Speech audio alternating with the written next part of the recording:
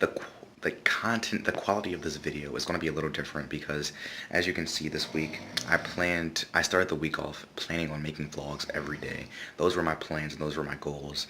And at this point, the resistance has become extreme. The resistance is extremely intense, and it's the point where I can't even edit videos on the what I've been using to edit videos and what I've been filming with. So I just know that this is simply a test. Learn from this. This is simply a test. And since the resistance is so high, since I'm being resisted from attaining my goal, that suggests that I am extremely close to reaching another level. Just like that ramp that I went up, and right before I reached the next level, there was a lot of resistance. I refused to give up on my goal, which was making videos every day, and I thought it was unfair for me not to post any content in regards to the day. But also on Sundays I will not be posting videos because Sunday is a holy day and that day should remain holy. Therefore I refuse to work, and if I work on Sundays, that'll be intervening with my faith. Anyways, next week you will see me in the next vlogs for next week. And yeah, expect some better content. Expect the quality of my content to improve. As you guys know, that I am going through a time of change.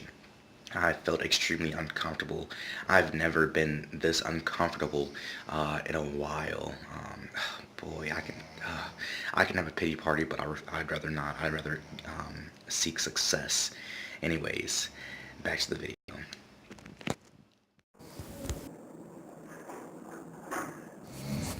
Only expect the consequence that is a result of your actions. Every action has a consequence.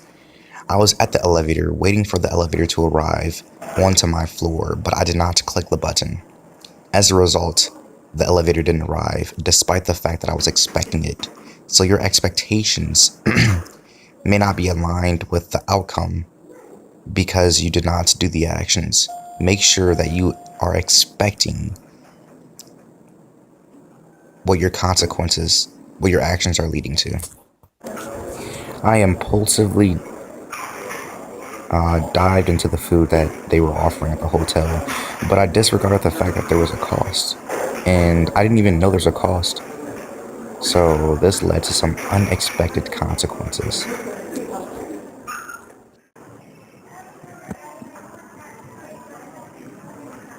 So we arrived at the restaurant.